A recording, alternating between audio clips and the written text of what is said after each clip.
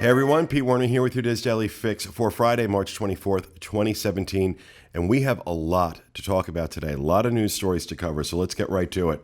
First of all, the big one for me anyway is that Disney announced that they are doing annual Passholder previews for Pandora World of Avatar at Disney's Animal Kingdom from May 13th through the 22nd.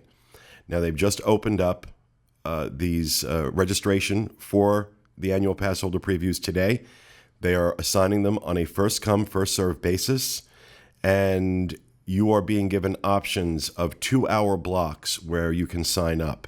So, for example, I signed up for May 13th from 6 to 8 p.m. because I really would like my first time seeing Pandora to be at night.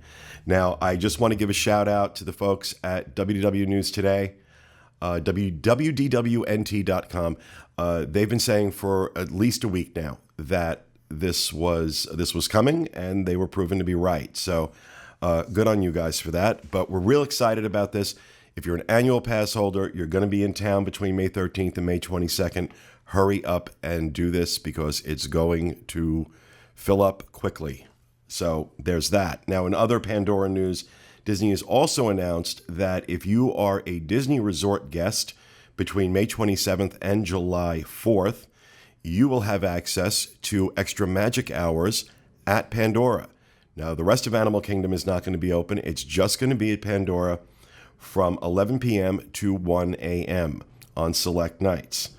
So this is exciting. And so what we're suggesting people do, if you're a resort guest during that time, book your FastPasses for Pandora in the evening, or book one of them for the evening and use the rest in Animal Kingdom during the day. But great opportunity if you're staying on site. And while I'm talking about FastPasses, FastPasses start becoming available for Pandora this coming Monday, the 27th. That's the 60-day mark before Pandora opens on May 27th. So keep that in mind. Now, in other news at Disney, the company has announced that they are going to be extending Bob Iger's contract by 1 year through July 2nd of 2019. This is mainly because they have not yet found a replacement for him.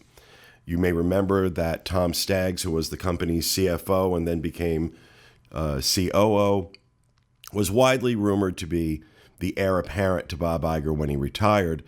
And Staggs wanted the board of directors to make that official, and they wouldn't.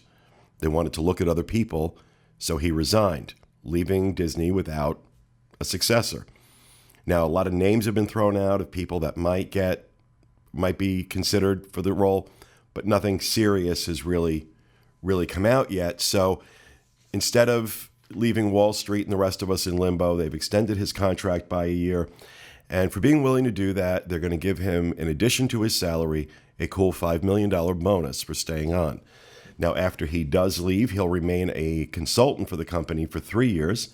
And for the first 2 years, he will be receiving a consulting fee of $500,000 per quarter. It's every 3 months. Sit with that for a second. $500,000 for 3 months. In his third year, that will drop to $250,000. So no sign of poverty on the horizon for Mr. Bob Iger.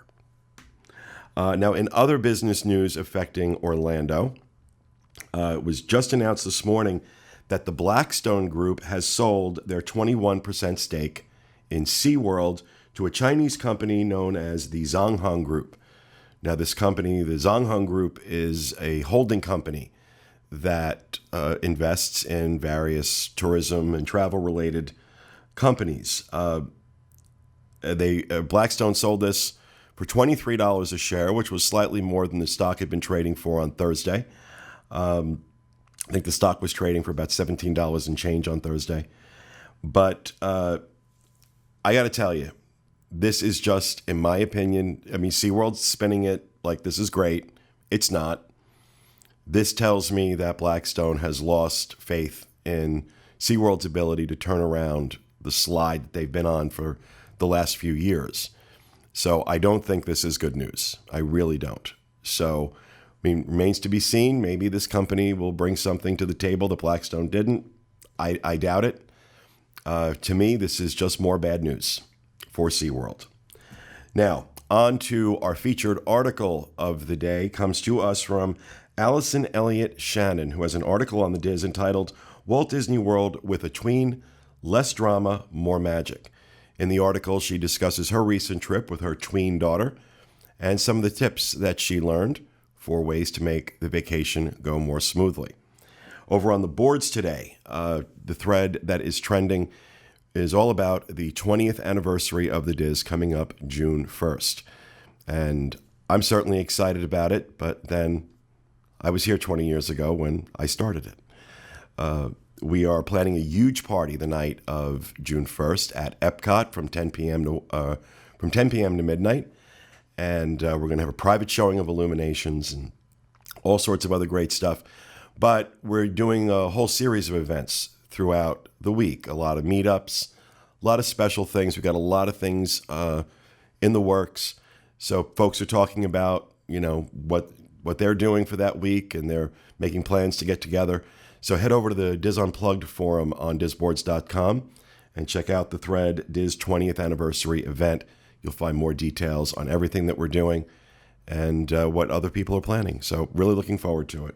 And it's booking up nice, too. So if you're interested, you want to go ahead and book it. Finally, in the weather, if you're heading into the parks in Orlando tomorrow, you can expect partly sunny skies with a high of 83 and a low of 59. Out in Anaheim, a little chillier with a high of 67 tomorrow and a low of 52. You can find links to all these stories and more on our Daily Fix main page at wdwinfo.com/dailyfix. That will do it for me today. Join us again Monday for the next installment of the Diz Daily Fix. Have a great weekend, everyone.